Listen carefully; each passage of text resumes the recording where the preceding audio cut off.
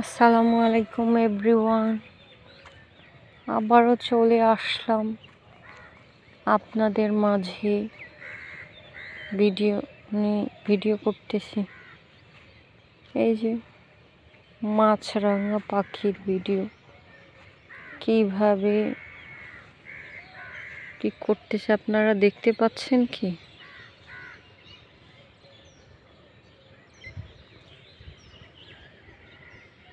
এই যে দুইটা কবি দেখেন কোথায় ঢুকে গেল, পাখির বাসায়, মনে হয় ওর বাসায় উঠে এখানে খায়, খেয়ে ওখানে মনে হয় ওর বাচ্চা আছে, ওর বাচ্চাকে খাওয়ায়।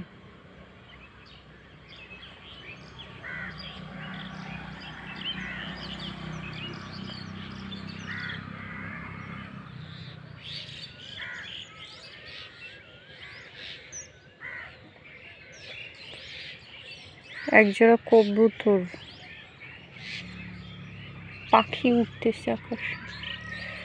প্রকৃতি কত না সুন্দর। আপনাদের মাঝে আবার প্রকৃতি নিয়েই হাজির হব। লং ভিডিও দেখবেন। নদীতে পানি শুকায় গেছে, পানি নেই।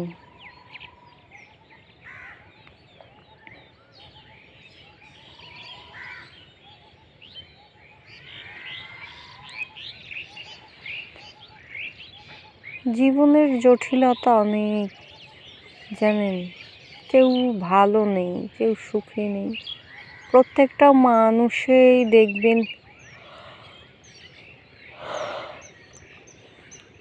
কতগুলো কষ্ট লুকায় রাখে। কেউ প্রকাশ করে, কেউ প্রকাশ করার রাস্তায় পায় না, মাধ্যমেই পায় না।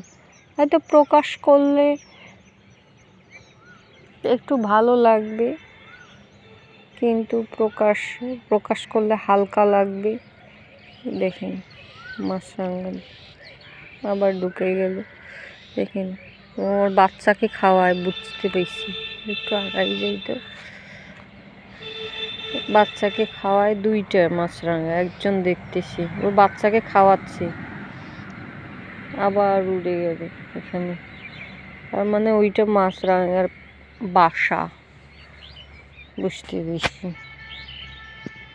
এই কোথায় উঠে আসছে, মনে হয় ভয় পাইলো, আবার এখানে চলে আসছে।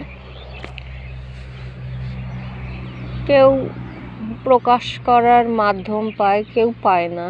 কেউ প্রকাশ করলে মানুষ একটু হালকা হয়, কষ্ট কমে। কেউ কেউ বলতে পারে না, ঠিক আছে, তাই প্রকাশ করাটাই জরুরি। প্রত্যেকটা পরিবারে বৃদ্ধ বাবা মা আছে, বোন হয়তো অসুস্থ আছে, ভাই, তাদের যত্ন নেবেন, কেয়ার করবেন। দুনিয়াটা তো সারা জীবনের জন্য নয়, তাই একটু তাদের যত্ন নেবেন। কারণ প্রত্যেকটা ঘরে ঘরে থাকলে ঘরে ঘরে বৃদ্ধ বাবা মা আছে, কিন্তু তাদের যত্ন নিতে চায় না মানুষগুলো।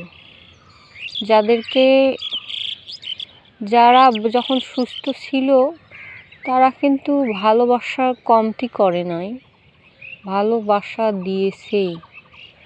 এখন তারা অসুস্থ, তাদের যত্ন নেওয়াটাও কিন্তু আমাদের দায়িত্ব, তাই না?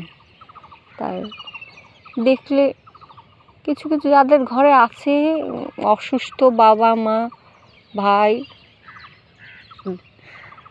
তারা কিন্তু সবচেয়ে বড় নিয়ামত তাদের ঘরে আছে। যখন চলে যাবে না, তখন বুঝবে যে কি হলো। তাই সময় থাকতে জিনিসের কদর করুন। নিয়ামত আল্লাহ আপনাদের ঘরে দিচ্ছে, আপনারা অবশ্যই নিয়ামতটাকে ধরে রাখবেন, যত্ন নেবেন। আমি দেখেছি তাই বললাম, বাস্তব অভিজ্ঞতা থেকেই বললাম যে বৃদ্ধ বাবা মাদের সেবা করাটাও কেউ করে না, বোঝেন। অনেক মানুষ আছে তারা যত্ন করে না, অবহেলা করাটা ঠিক নয়। বাবা মা তারা তো এখন অসুস্থ, তাদের যত্ন কেয়ার নেওয়াটা তো আমাদের দায়িত্ব, তাই না? এর জন্য বলছি।